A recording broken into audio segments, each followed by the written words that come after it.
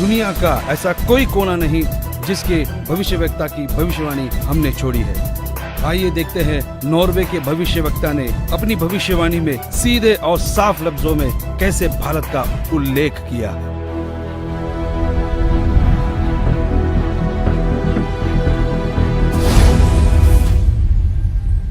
Norway के श्री आंदाचार्य की भविष्यवाणी के अनुसार एक शक्तिशाली धार्मिक संस्था भारत में प्रकाश लाएगी, जिसके स्वामी एक गृहस्थ व्यक्ति की आचार संहिता पर पालन संपूर्ण विश्व करेगा।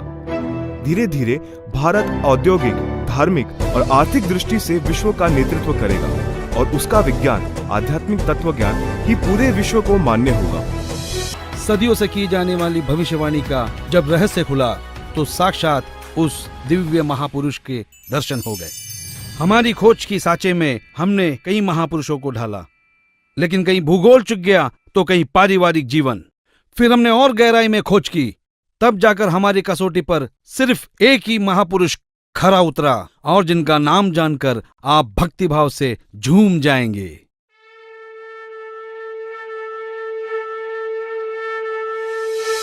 जी हाँ, जगत गुरु तत्वदर्शी संत रामपाल जी महाराज ही वो महापुरुष है जो इस पृथ्वी और मानवता का उद्धार करने के लिए हिंदुस्तान में जन्मे हैं। जगत गुरु तत्वदर्शी संत रामपाल जी महाराज ही वो महापुरुष है जिनके बारे में दुनिया भर के भविष्यवक्ता अपनी भविष्यवाणियों में कहते आए हैं। जी हाँ, संत रामपाल जी ही वो महापुरुष है जिनके 2 पुत्र और 2 पुत्रियां हैं और उनकी माताएं 3 बहनें हैं। वो महापुरुष संत रामपाल जी महाराज ही है जिनका जन्म 8 सितंबर 1951 में पंजाब प्रांत में हुआ। सन 1966 में हरियाणा प्रांत पंजाब से अलग हुआ था। जी हाँ, वो महापुरुष संत रामपाल जी है जिन्होंने दुनिया के सारे संतों को आध्यात्मिक ज्ञान चर्चा में निरुत्तर किया है। उनके आध्यात्मिक ज्ञान का लोहा सारी दुनिया मानती है।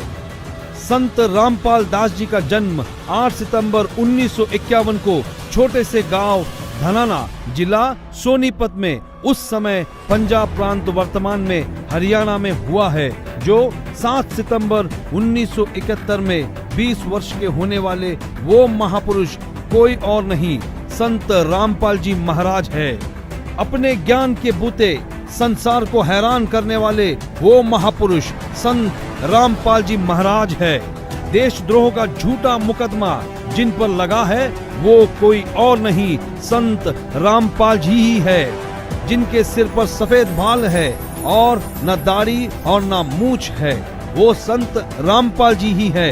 दुनिया से सारी बुराइयों को खत्म करने वाले कोई और नहीं, वो संत रामपाल जी ही है।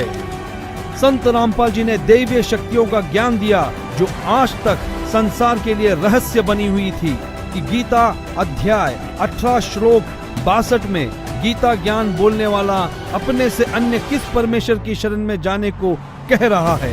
अर्जुन ने गीता अध्याय 8 श्लोक 1 में पूछा कि आपने गीता अध्याय 7 श्लोक 29 में जिस तत्व ब्रह्म के विषय में बताया है वह कौन है।